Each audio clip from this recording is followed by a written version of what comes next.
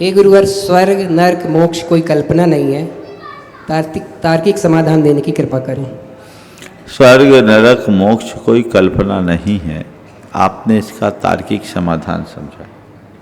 देखो भाई, एक बार मुझसे किसी ने कहा, महाराज स्वर्ग नरक है? हमने कहा भैया ये सवाल तो उसको करना है जिसको संशय हो, मुझे तो कोई संशय नहीं है, मेरी दृष्टि में तो है सो है, तुम्हें नहीं लगता तो तुम जानो। नहीं महाराज दिखता तो नहीं है। तो हमने कहा जो दिखता है वही सच है, ये धारणा भी सही नहीं है। दुनिया में बहुत सारी चीजें ऐसी है जो दिखती है पर सच नहीं है, और बहुत सारी बातें ऐसी जो दिखती नहीं पर सच है। पर महाराज कैसे? हमने कहा घर की छत से क्षितिज को देखो, दिखता है कि धरती और आसमान मिलकर एक हो गया? दिखता है कि नहीं दिखता? आप घर की छत से देखोगे नजर, और 2, 5, 10 मील जाएंगे, एक छोर आएगा, धरती आसमान मिलकर एक हो गया। मैं आपसे पूछता हूं दिख रहा है कि नहीं दिख रहा है? पर दुनिया के किसी कोने में ऐसा छोर है जहां धरती और आसमान मिलकर एक हुआ हो? बोलो बोलो तो नहीं। दिखता है पर सच नहीं है ना? अब बताओ, तुम्हारे परदादा सरदादा तुम्हें आज दिख रहे हैं? बोलो बोलो तो भैया। नहीं नहीं। पर वो सच है कि नहीं? वे नहीं तो तुम कहां से आए? दिखता है वो सच नहीं, और नहीं दिखता वो सच है। तो मैं आप सबसे कहता हूं ये धारणा बदलो कि जो प्रत्यक्ष है वही सत्य है। प्रत्यक्ष है वो तो सत्य है, लेकिन जो जो प्रत्यक्ष है वही सत्य है, ये धारणा ठीक नहीं।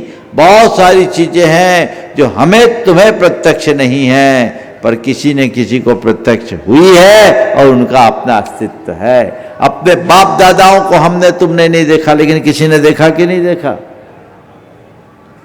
स्वर्ग नरक आज हमारे ज्ञान का विषय नहीं है, पर दिव्य ज्ञानियों के प्रत्यक्ष ज्ञान का विषय उन्होंने जाना है और अपने ज्ञान से हमें बताया है। हमारी जिम्मेदारी है हम उस पर श्रद्धान करें। अब फिर भी आप जानना चाहते हो तो मैं इसको एक अनुमान से बता सकता हूं। इस धरती पे कोई मनुष्य ऐसा मिले जिसके पास किसी प्रकार के सुख साधन की कोई कमी नहीं, जो चाहे सब उसके चरणों में न्यौछावर हो रहा है ऐसे लोग? पर उसकी एक सीमा है कि नहीं? वो अंतिम तो नहीं है। वो जो उसको सुख मिला है, इस सुख की एक सीमा है। इससे ऊपर के लेवल का जो सुख है, समझ लो वो स्वर्ग है।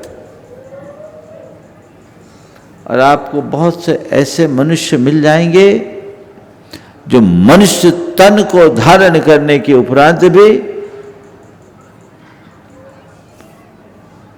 बहुत ही